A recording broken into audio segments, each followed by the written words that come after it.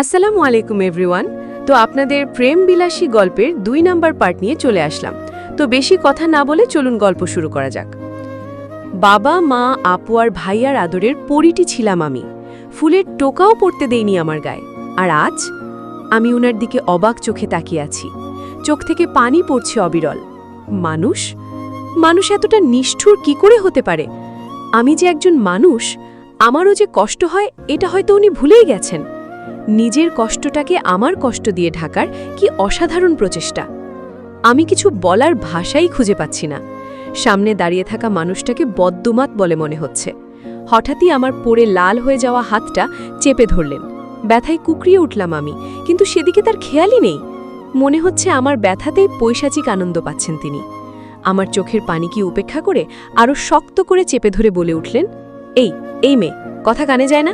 আমার থেকে দূরে থাকতে বলিনি? এত বেহায়া কেন তুমি? বাবাকে তো হাত করেছো টাকার লোভে, এখন আমাকে হাত করতে চাও? আরও শক্ত করে চেপে ধরে। লাস্টবারের মতো ওয়ার্ন করছি তোমায়। বিয়ে তো করেছো, বাট কাছে আসার চেষ্টাও করবে না। আমার কাছে আসার অধিকার শুধু এবং শুধুই নীলিমার, বুঝতে পারছো তুমি? হাত ছেড়ে দিয়ে চিৎকার করে, তোমাদের মতো সো কল্ড মিডল ক্লাস মেয়েদের বলেও কোনো লাভ নেই। তোমরা হয়তো এইসব উত্তরাধিকার সূত্রেই পাও, তাই না? তাচ্ছিল্যের হাসি দিয়ে। এবার আমি আর চুপ থাকতে পারলাম না। নিজের পরিবারকে কেউ আমার সামনে নিঃসংকোচে অপমান করছে, আর আমি দাঁড়িয়ে দাঁড়িয়ে দেখছি, সেটা কিছুতেই মেনে নেওয়া যায় না। অনেক হয়েছে, আর নয়। নিজের রাগ, ক্ষোভ, অভিমান সব কিছুকে ভিত্তি করে অসীম সাহস নিয়ে উনার কলার চেপে ধরলাম। উনার রক্তচক্ষু চাহনি আমার নজর এড়ায়নি। কিন্তু না, আজ আর ভয় নয়। এই আধুনিক যুগে এসে মধ্যযুগের মহিলাদের মতো স্বামীর অত্যাচার মুখ বুজে সহ্য করব, এমন শিক্ষা বাবা আমায় দেয়নি। আপনার সাহস কি করে হয় আমার ফ্যামিলি নিয়ে কথা বলার? আমি চুপ করে আছি তার মানে এই নয় আপনি যা খুশি তাই বলবেন। লিসেন মিস্টার শুভ্র, এত ন্যাকা সাজার চেষ্টা করবেন না। কি যেন বলছিলেন? আমি আপনাকে লোভে পড়ে বিয়ে করেছি? ইচ্ছা করলে আটকাতে পারতাম? আপনার জীবন নষ্ট করেছি? ব্লা ব্লা। তাহলে এই একই প্রশ্ন যদি আমি আপনাকে করি, তাহলে কেন নষ্ট করলেন আমার জীবন? কেন? যদি নীলিমাকে এতই ভালোবাসেন, সেটা বিয়ে করার সময় মনে ছিল না? ইচ্ছা করলে তো আপনিও আটকাতে পারতেন বিয়েটা। কেন আটকাননি? কিসের লোভে? শরীরের? রোদ চেঁচাবেন না। আপনার চেঁচানোতে আমার কথা থামবে না। অনেক বলেছেন, এবার আমার পালা। তোমার সাহস কি করে হয় আমার কলার ধরার? সাহস? তাচ্ছিল্যের হাসি দিয়ে। সাহসের দেখেছেন কি? আগে আমার প্রশ্নের জবাবগুলো দেন। কেন করলেন বিয়েটা? নিশ্চয়ই বলবেন বাবা মায়ের মুখের দিকে তাকিয়ে, ওদের চাপে, আরও কত কিছু। তো মিস্টার শুভ্র, বাপ মা কি আপনার একার আছে? আমরা কি আকাশ থেকে টুপ করে পড়েছি নাকি? নাকি আপনার বাবা মায়ের ইমোশন আছে, কষ্ট আছে, আর আমার বাবা মায়ের নেই? তারা কি পাথর? নাকি টাকা দিয়ে ওগুলোও অনলিমি করে রেখেছেন? আর কি যেন বলছিলেন? টাকা? আই স্পিট অন ইয়োর মানি। আপনার টাকা ছুঁয়ে নিজের হাত নোংরা করার বিন্দুমাত্র ইচ্ছা আমার নেই। আর আপনার কাছে যাওয়ার কথা? হাসালেন আমায়। আপনি ভাবলেন কি করে আপনি বলবেন আর আমি ড্যাং ড্যাং করে আপনার কাছে চলে যাব? আমি আপনার মতো থার্ড ক্লাস রুচি বহন করি না। আরে, আমি আপনাকে ওয়ার্ন করছি, don't try to touch me. আমি আপনাকে স্বামী হিসেবে মানি না। নিহাত বাবা মায়ের মুখের দিকে তাকিয়ে আপনাকে বিয়ে করতে বাধ্য হয়েছি, নয়তো আপনার মতো লো ক্লাস মেন্টালিটির কোনো লোককে আমি রোদ তাকিয়েও দেখতাম না। আর হ্যাঁ, এতদিন কিছু বলিনি তার মানে এই নয় যে আমি কথা বলতে পারি না।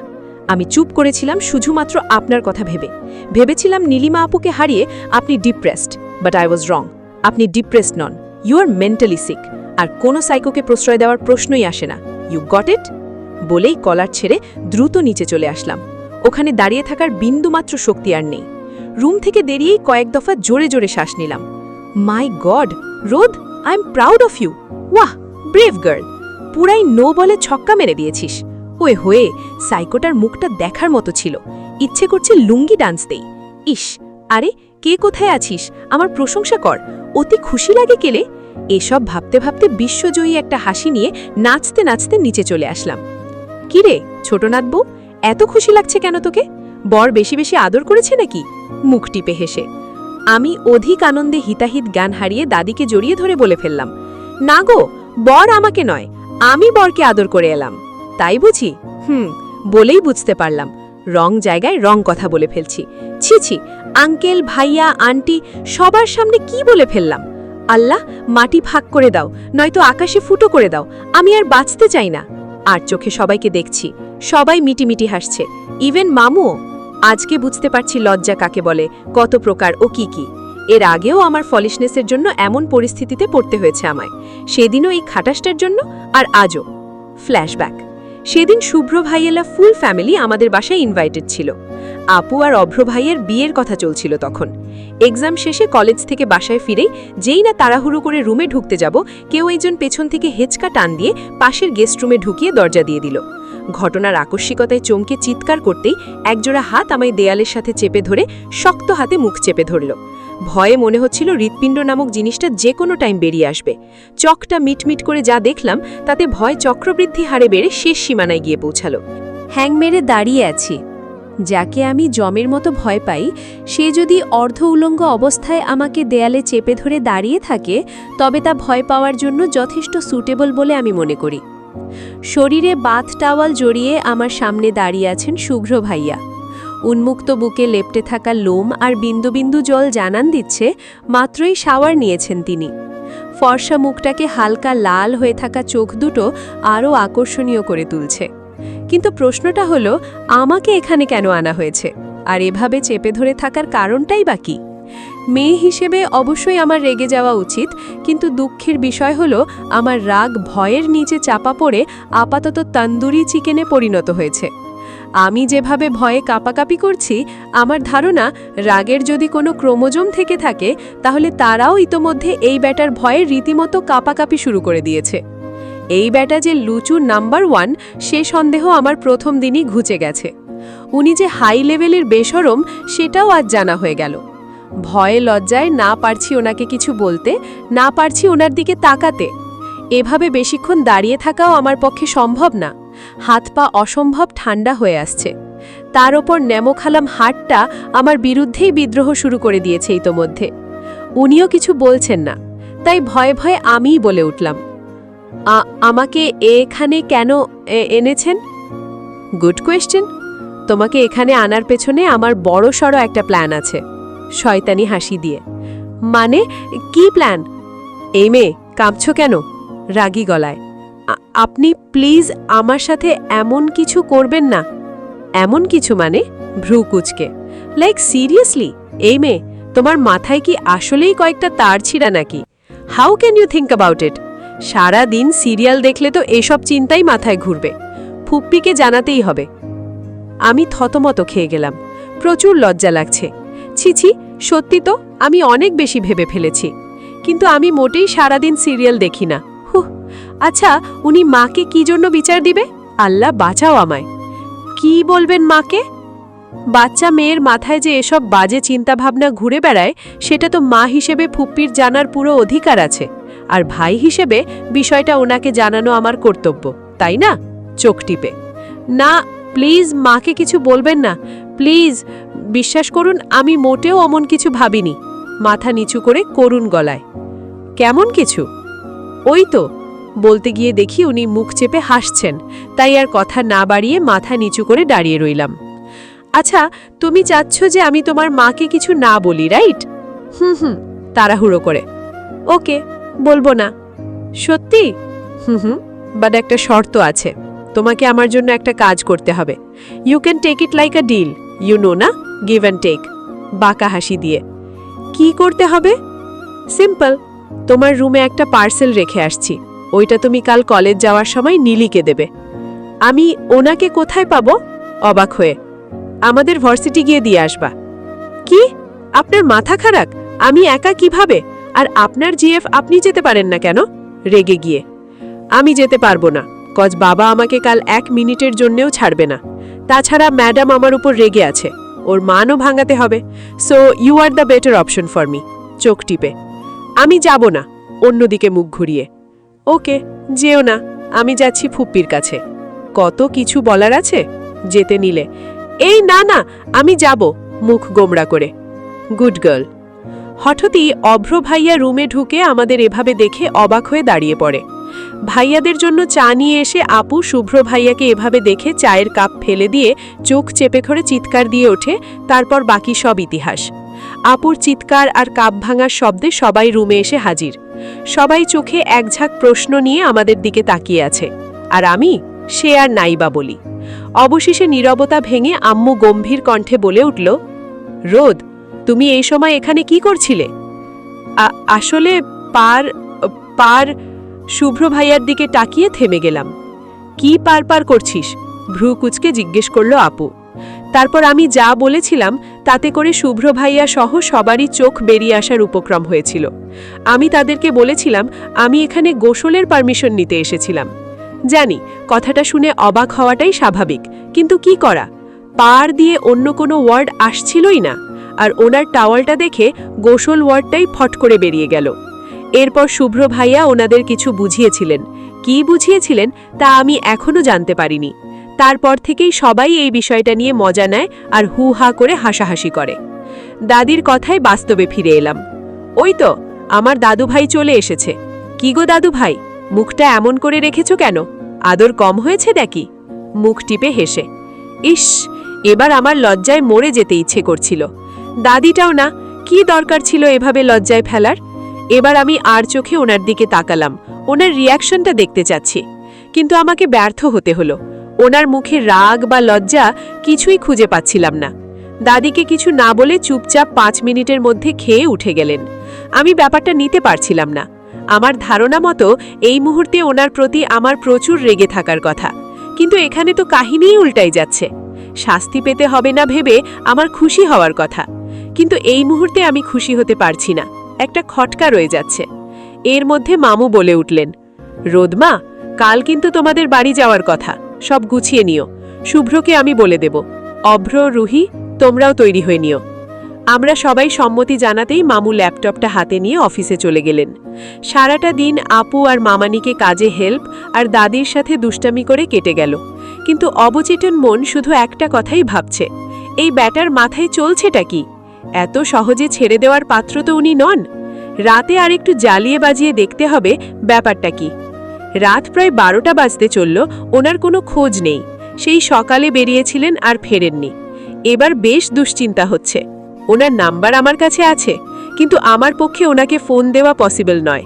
ফার্স্টলি, উনি আমার ফোন পিক করবেন না, অ্যান্ড সেকেন্ডলি, ওনাকে ফোন দেওয়ার প্রশ্নই আসে না। You all know, ego is a big matter. ঠিক 12টা 30 মিনিটে উনি বাসায় ফিরলেন। এসেই বিছানায় গায়ে এলিয়ে দিলেন। ওনাকে বড্ড ক্লান্ত দেখাচ্ছে। আমার খুব ইচ্ছে করছিল ওনার সাথে কথা বলি, কিন্তু ওনার সাথে কথা বলার মতো কোনো টপিকই আমাদের মধ্যে নেই। কি বলা যায় ভাবছি। এই যে মিস্টার, ইচ্ছে করেই কাঁচা ঘুমটা ভাঙলাম যেন রেগে যায়, কিন্তু উনি আমার ইচ্ছায় 1 বালতি পানি ঢেলে দিয়ে ভ্রু কুচকে আমার দিকে তাকিয়ে বললেন, কিছু বলবা? ওনার কথাটা স্বাভাবিক হলেও তার সেই অতি স্বাভাবিক কথাটা আমার কাছে অতি অস্বাভাবিক বলে মনে হচ্ছে। আমি ওনার দিকে সন্দেহের দৃষ্টিতে তাকিয়ে বললাম, কি ব্যাপার, আপনি এখানে শুয়েছেন কেন? তো কই শুব? তা আমি কি জানি। আমি এখন ঘুমাবো, আর আমি আপনার সাথে এক বিছানায় কিছুতেই শোব না। সো ইউ ক্যান গো নাও। অনেকটা ঝাঝালো কণ্ঠেই বললাম, কিন্তু এবারও লাগ না করে কিছুক্ষণ আমার দিকে তাকিয়ে থেকে একটা বালিশ নিয়ে সোফায় শুয়ে পড়লেন। এবার আমি অবাকের চরম সীমায় পৌঁছে গেলাম। হচ্ছেটা কি এসব? উনি কি করতে চাইছেন? চুপি চুপি আমাকে মেরে নদীতে ফেলে দেওয়ার প্ল্যান করছেন না তো? হায় আল্লাহ, কি হবে এখন? সেদিন রাতে ঘুম আর আমার চোখে ধরা দিল না। সকাল সকাল উঠে নামাজ পড়ে নিলাম। উনি বাচ্চাদের মতো ঘুমোচ্ছেন। খুব নিষ্পাপ লাগছে দেখতে, কিন্তু মুখে একটা ক্লান্তির ছাপ। আচ্ছা, ওনার কিছু হয়েছে কি?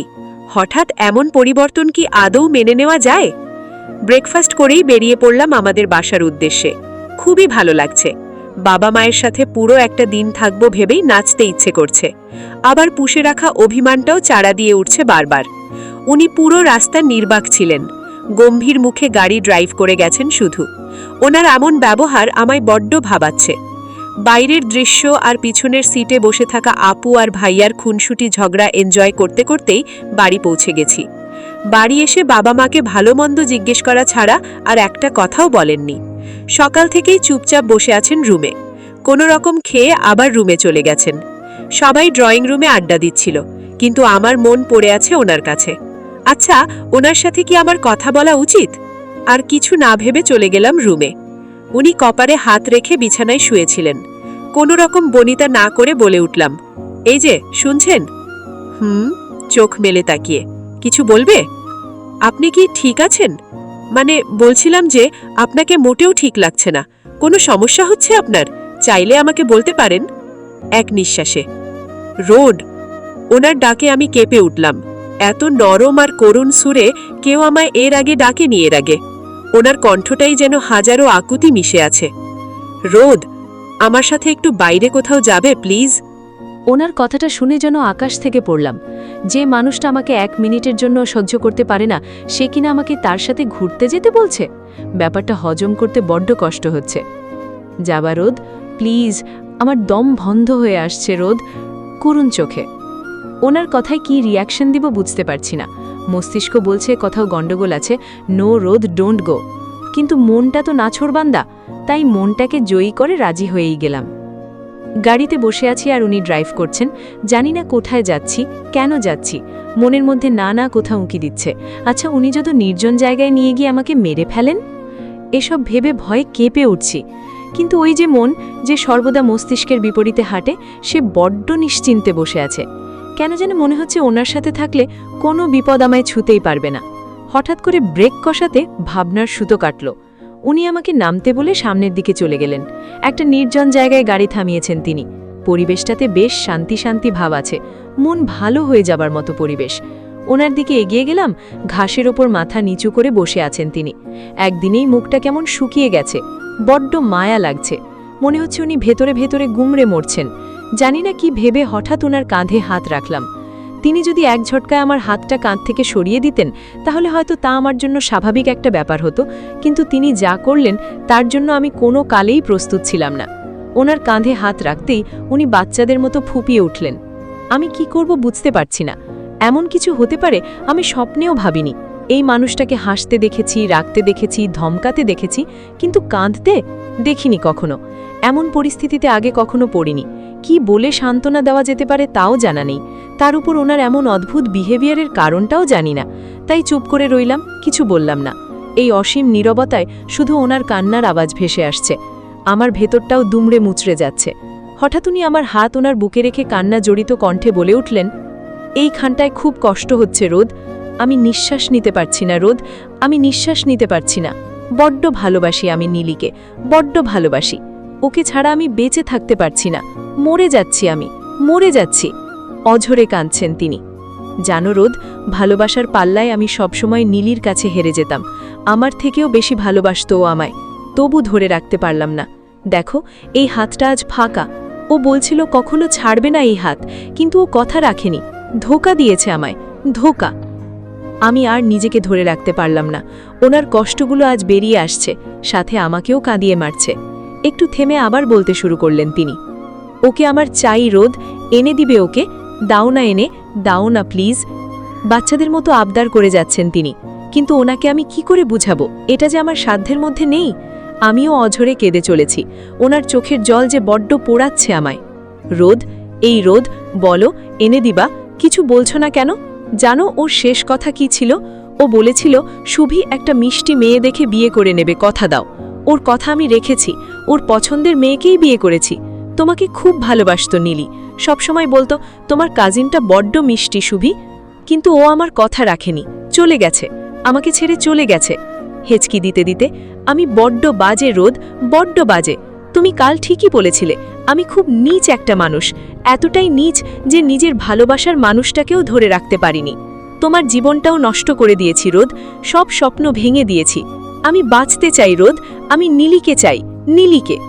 বলতে বলতেই উনি আমার কাঁধে ঢলে পড়লেন। গায়ে হাত দিয়ে দেখি জ্বরে পুড়ে যাচ্ছে শরীর। অনেক ডাকার পরেও যখন ওনার সাড়া পেলাম না, তখন আমি রীতিমতো ভয় পেয়ে গেলাম। এই নির্জন জায়গায় আমি কার কাছে সাহায্য চাইব? হঠাৎ ফোনে বেজে উঠল। স্ক্রিনে ভাইয়ার নাম ভাসতেই জানে পানি এলো যেন। দ্রুত ফোন পিক করে ভাইয়াকে ওনার অসুস্থ হয়ে পড়ার কথা বললাম। কিন্তু ঠিকানা আমি তো নিজেই জানি না কোথায় আছি এই মুহূর্তে। কি করব এখন? আর কিছুক্ষণ পরই সন্ধে নেমে আসবে। ভয়ে হাত পা ঠান্ডা হয়ে আসছে। ভাইয়া হঠাৎ বলে উঠলেন আমি যেন ফোনের লোকেশন অন রাখি, ওনারা ট্রেস করে চলে আসবেন। কথাটা শুনে কিছুটা হলেও শান্তি পেলাম। একটা আশার কিরণ উকি দিয়ে গেল মনে। ওনার গায়ে হাত দিয়ে দেখলাম জ্বর বাড়ছে। নিজেই তো একটা বাচ্চা আমি, মাত্র 17 বছর বয়স, কতই আর বড় হয়েছি। ভয়ে হাত পা কাঁপছে। চারপাশে কারো সারা শব্দ নেই।